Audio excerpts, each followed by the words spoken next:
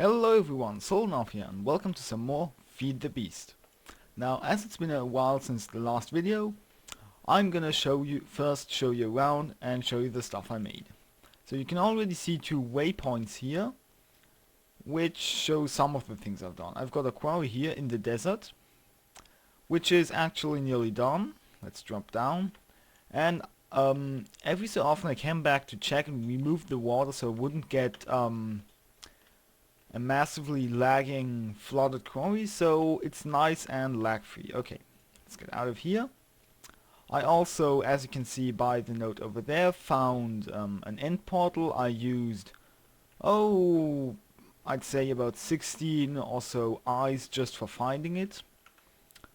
And yeah, I'm not going to show you the end portal because honestly there's not much to it, it's just an end portal. I have, however, created a linking book from Mistcraft so that I can quickly travel to the end. Like so. And here we are. And I have, in fact, beaten the Ender Dragon and constructed a tiny poor man's Enderman farm, and that's about it. Oh yeah, I've also dug out this pillar a bit so that I can have a base. Sort of. Okay, let's go back. I'm going to show you all the stuff I did. Now, if I have a quarry and it's running at maximum speed, since I do have enough power for that, then I must have some sort of way to automatically process all these ores, right? Indeed I do. And I shall show it to you. This is the ender chest that the quarry is hooked up to, and I've got an import boss pulling all the stuff into the ME system. You'll also see that I have a few more storage disks. Okay, so first the processing system. I'm using extra utilities pipes. So I've got these two ME interfaces here, which basically just export all the ores as much as possible. And then I've got these transfer nodes, which are gonna pull out items using the same mechanics as a vanilla hopper. So they're gonna pull out items from here, from this side, and store them in this buffer, and then they're gonna search in all these pipes for a place to put them. The white box here means that these pipes aren't allowed to insert into any inventory. These colored pipes, they are filter pipes. And I can place a filter, so if I place a filter in the blue slot here, it means that only the items that are in the filter are allowed to go down the blue path, etc. And I've got transfer nodes here extracting from all the machines. So some ores are pulverized and then smelted, monoxide is just pulverized, and others I throw into the induction smelter. This system is flexible enough to let me easily handle all of this at once. So that's very useful. Okay, now what's this, you may ask? Well, if you've already seen some modded Minecraft, you might recognize Buildcraft autocrafting tables. Now they've changed since 1.4. They're no longer instant, so they've got a progress bar here. You can already see the result here. And they no longer automatically pull from adjacent inventories, which is why I have these pipes here. So in this interface, I have an export bus down here, exporting stacks of cobblestone in here. This is being inserted into these tables, which make compressed cobblestone. This is then being extracted by these transfer nodes, which compress the cobblestone again, then it's compressed again, and then it goes into my ME system. I'm basically doing this because I had so much cobblestone that it was overflowing my storage disks. So that's why I did that. Okay. Now I've also changed my power setup a bit, because I found that my tree farm actually seems to not be enough to sustain a boiler, for some odd reason. So what I've done is I've gone the way of squid power, which is a somewhat recently discovered source of power. Basically what you do is you use ranches from Mine Factory Reloaded and a squid with a jail safari net. With this special kind of safari net, well, you know how with safari nets you can capture mobs and then put them down somewhere else. If you use a jailer safari net, the mob won't ever despawn. And these ranchers, they basically harvest various resources. They harvest wool from sheep, milk from cows, or ink sacs from squid.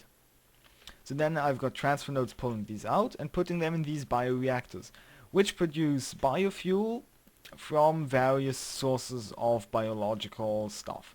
I think you can use all sorts of dyes, some saplings, pretty much all seeds, and various other things. So I'm basically fueling 12 bioreactors with this once lonely squid. And all that biofuel goes into my 2 liquid fueled steam boilers here and feeds them. And it's more than enough to feed them. I could probably hook up another 1 or 2 just without even adding more bioreactors. And then this feeds a total of 36 steam engines, which means that I've got a total of 288 MJ per tick out of this single squid. That's why squid power is considered cheaty by some. Well, I don't know. Oh, also another thing I've done is I've done some more work on conversion of energy between MJ and EU because my lava thingy wasn't cutting it. So instead I've gone the route of MFFS, which is modular force field system. Now, originally there was only one version of that mod, but then the developer abandoned it, and 2 different modders took up the legacy, and now there are 2 different versions of that mod. They're both in this pack. The stuff here is from the version by Calclavia, who's involved with universal electricity. This mod does not have any world gen. It's pretty cool. It's very different from the MFFS that you may know from 1.4. If you want something like that, then you should check out I think it's Thunderdog's version, or Manalian might have taken over. And it still adds monazite, and it's pretty similar basically to the way it was before. But this is quite different. So you know how in MFFS you need force energy? Well, in Calclavia's MFFS this is actually called Fortron. I think it's even a fluid. Let me check. Yeah, it's a fluid, I think. Yeah, it's a fluid. I don't think you can actually obtain the fluid, but it's still technically a fluid. So these are coercion derivers, which can use various types of energy in order to create Fortron. This is a Fortron capacitor, which, well, basically it stores and transfers Fortron. And these are also coercion derivers, because you can also set them to produce various kinds of electricity from Fortron. So here they're producing energy, and that's being emitted as EU in order to keep this MFE full. This Fortron capacitor just links up all of these things, and it's got some pretty cool visuals as well. Okay, so I think that's about wraps up this stuff. Anything else? Well, right, I'm flying, and I wasn't able to fly last time. Maybe I should address that. Last time I had made some nano armor. I still have mostly nano armor except for my chest plate. My chest plate is an advanced nano chest plate, which is basically a standard nano chest plate combined with an advanced electric jetpack, which is an augmented version of the normal IC2's electric jetpack. It stores much more power. You can fly quite a bit faster, and you can fly higher too. I think you might even be able to fly to max height. In fact, let's just test that out quickly. Fly up, up, up, up, up. Okay, this is already higher than the normal jetpack. Okay. Yeah, so the limit seems to be like 245 or something. So that's like 10 meters below the edge of the world, so I'd say that's pretty good. Oh hey, look, funny. Moon and sun, same time. Okay, let's drop down. Eeep. Boop. Oops. Should have turned on hover mode. Okay. Now, we are already nearly 10 minutes in, so what am I gonna do today? Well, how about some autocrafting? Let's see. I have lots of redstone and lots of quartz. So let's see if we can accomplish anything here. Let's see, maybe you can make a let's try for a 3 by 3 by 4 wait, no, that's not very big. Let's try for a 4 by 4 by 5.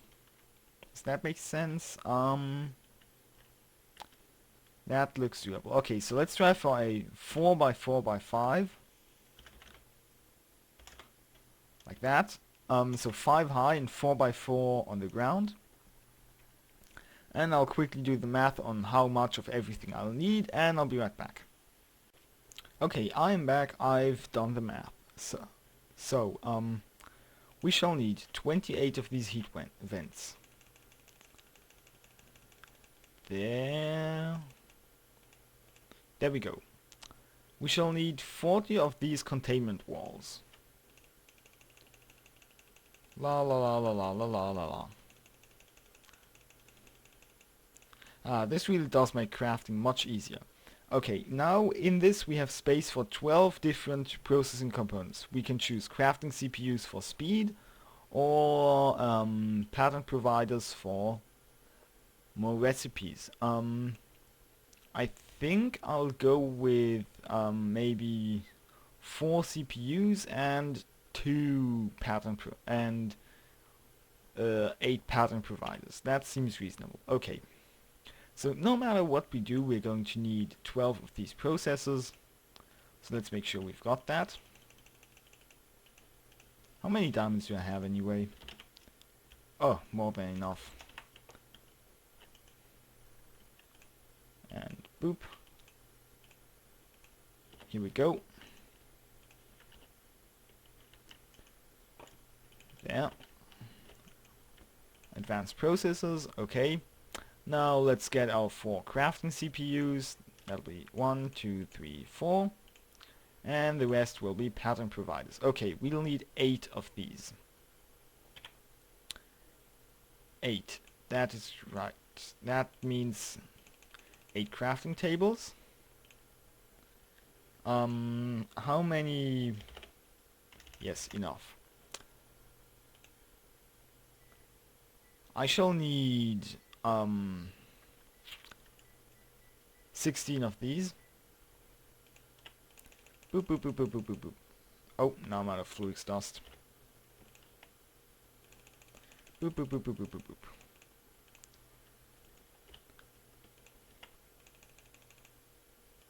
And here we go. Okay. Now we need 8 of these. Let's first see, indeed we do have enough. Almost as if I calculated. Actually I didn't.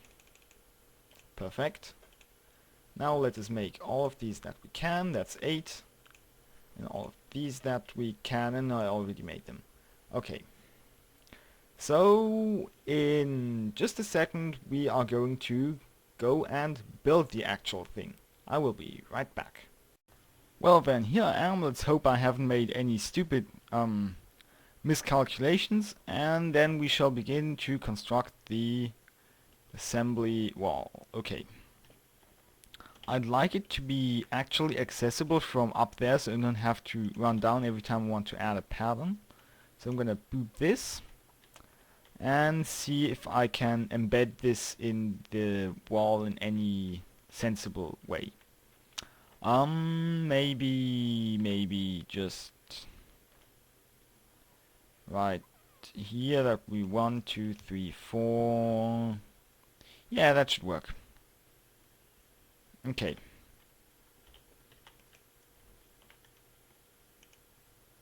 This does not seem to connect. Okay, let's work around this, because this is this leads to my processing area, and I really don't want that to be cut off.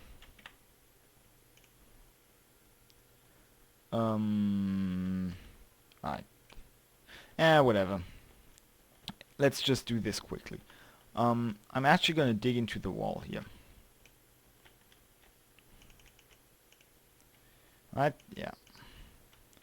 Like that.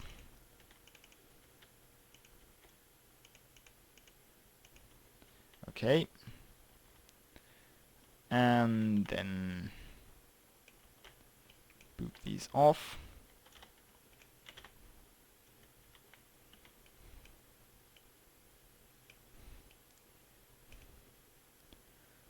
Okay. And this.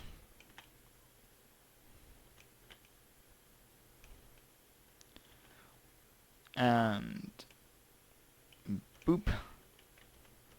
Okay. This is 1, 2, 3, 4, 5. Okay, this looks good.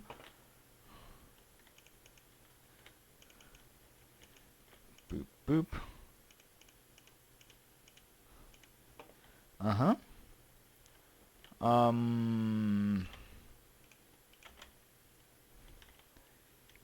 This is slightly impractical, but it's just my tree farm, so it's not that big of a problem.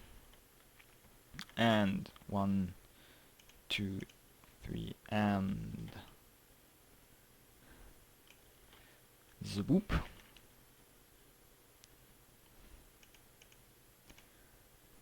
And boop, boop, boop, boop, boop, boop. And let's finish it.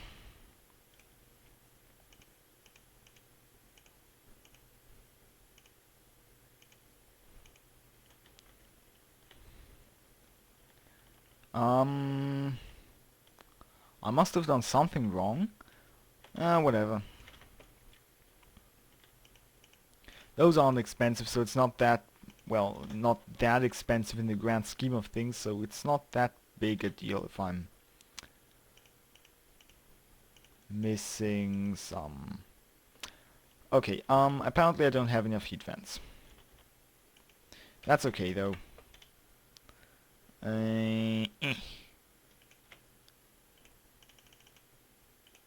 1, 2, 3, 3, 4. There we go. Crafting CPU and pattern providers. Let's put them in there. CPUs.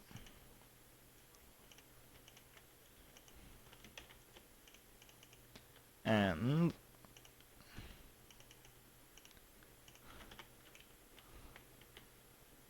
here we go.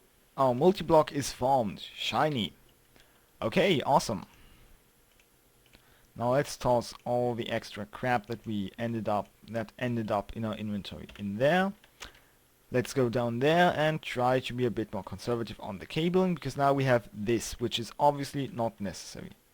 Neither is this, nor is any of this. There we go. And we now have a molecular assembly chamber.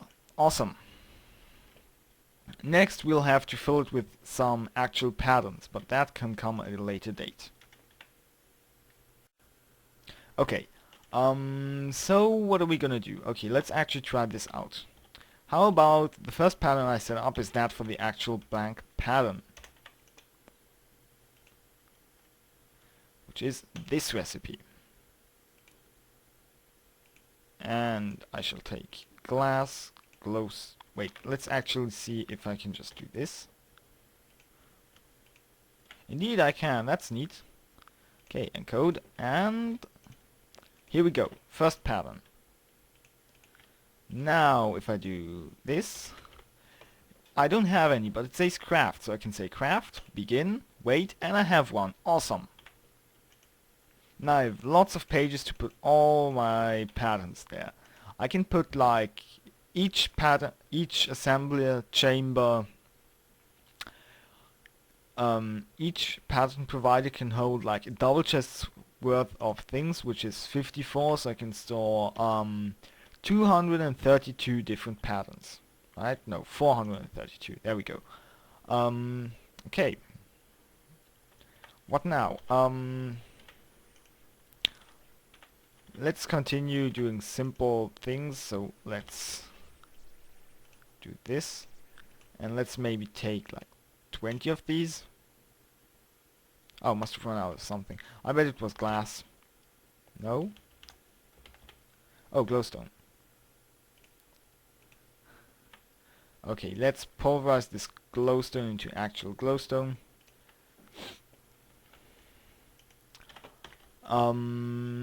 Right. So that's one limit. So obviously I know how to make that, but my system doesn't. So it seems like there should be some way to get over that, and indeed there is.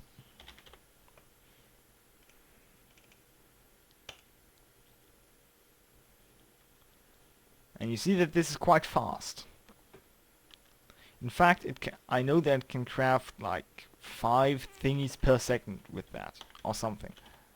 Okay, so now I have 23 black patterns. That is a respectable amount. We shall put them in here and hope that they don't drop out. Indeed, they don't. That's cool. Okay, let's take this out. Toss it back in here. So what shall we do next? Well, currently I'm not going to put anything in there. But from now on, whenever I want to craft something, instead of crafting it, if it's likely that I'll want to craft it more than once, I'll make a pattern and stick it in here. And so, steadily, patterns will accumulate. Oh no, apparently not. In an earlier version, if you pressed Shift while having the GUI open here, it would actually show you what the patterns craft, which was very handy. Apparently, it seems like it doesn't do that anymore. Okay, cool. Now, what process shall we automate next? Maybe the long and tedious process of making storage drives. But there's a problem. We need to cook the processors in that process. So, oh no, what are we ever going to do? Well, thankfully there's a way around that. Which I'm sure you figured out. Okay.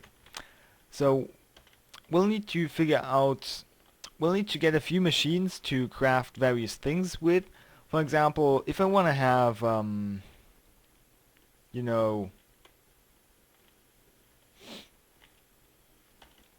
if for example I want to make hardened glass, then I need to use an induction smelter. So I need to somehow tell my ME system how to interact with that. So I'm not going to reuse these machines because these are going to be for manual use. And they are fine like that. So instead I'm going to find a spot to put some more machines that I'm going to use with automation and with ME crafting.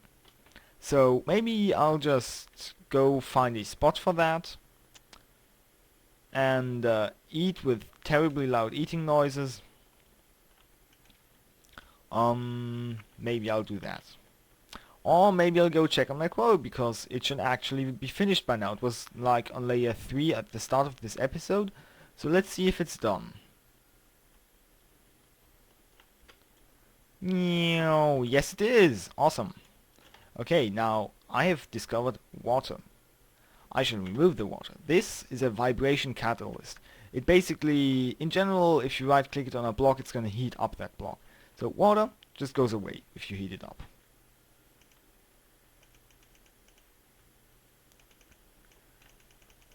Unless the thing's just plain bugged, of course, which happens every so often. Okay. What? Okay, so apparently we've got some sort of unremovable water source shenanigans, but we'll just put a torch there and call it a day. So if, for example, I take this piece of cinnabar, I cook it, I heat it, and it transforms into the smelted product. The entropy accelerator does the exact opposite. You know how how you can cook what you can cook into stone? That's right, cobblestone. Okay, reverse the smelting. Boop. Smelt again. Boop. Okay. And this would turn water into ice, for example. Okay, so at some point I'm going to have to come down here and mine out all these valuable ores. But for now, let's just take off the quarry. Okay, get back our ender chest. get back our tesseract using the proper item for breaking it, like that, and get back our quarry, and there we go, that's it. We now have a giant hole where there used to be a, well, sand.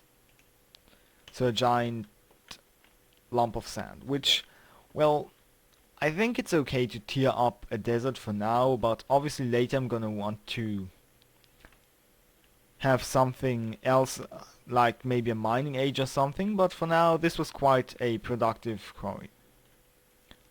And I'm gonna set one up between, another one up, like right next to this one between episodes, but for now this is actually alright. Okay. Okay. Cool. Now, let me see if there's anything else that I want to talk about, maybe. And then if there isn't, I might just call this quits. And also, this is an import bus that I use to empty my chests into the thing. Okay. How much gold do I have? I have 5 pieces of gold. That's not much. However, this is much.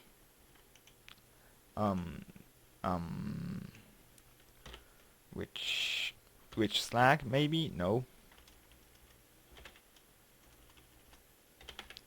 Okay then. What? Oh, that's right. It's over there.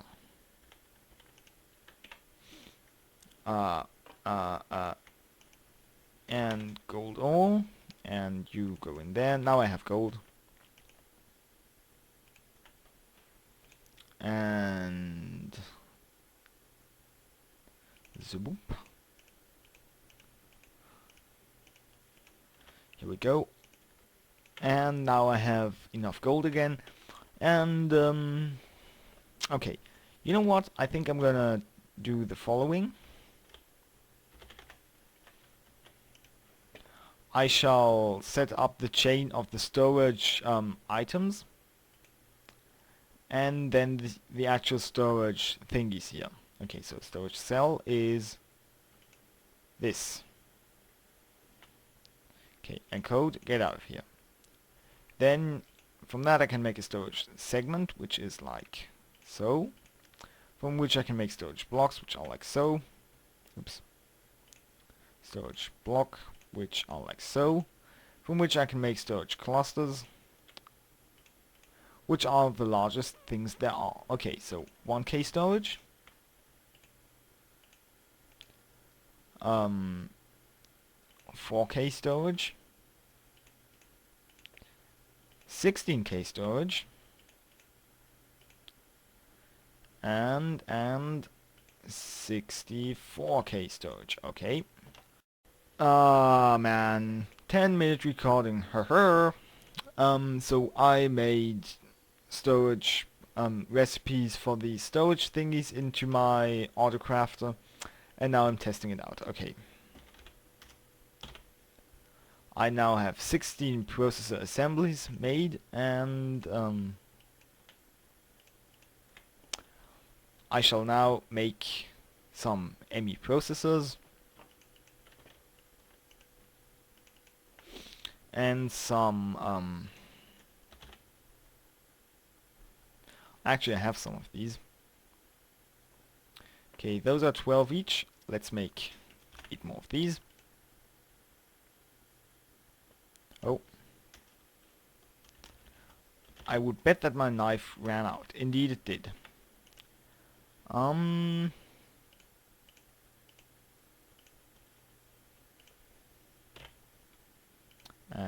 boop. And now if I do this, we can see that this has been done. So another nice thing is that if the crafting doesn't work immediately, then the request is still going to sit around in the system and it's going to get processed as soon as possible. So if it can't be done immediately, then it'll still be done as soon as possible. And this chest is completely obsolete and useless. Let us empty it. Yes, empty. You are supposed to pull this out. Awesome. And you're supposed to go away, and I'm gonna just toss these in here. Okay, now what? Now I just say, make me a ME system. Please make me a 16K storage drive. Let us wait. And now we wait. And we see that there's no actual quartz left. Well. It was a fine thought, but it didn't work out. Okay, so let's see. We have the crafting monitor, which is a useful thing to have. Which is why I shall make one. Here we go. Basically it tells you if it's currently crafting anything and what it's waiting for. It's no problem if there are multiple jobs. So currently it's not trying to do anything. It's just trying to export the ores because they've all been processed. Okay.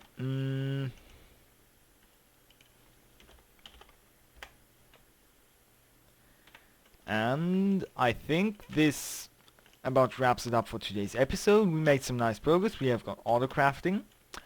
Next episode, I think I'll integrate this stuff, like all the other forms of processing, into my AE system.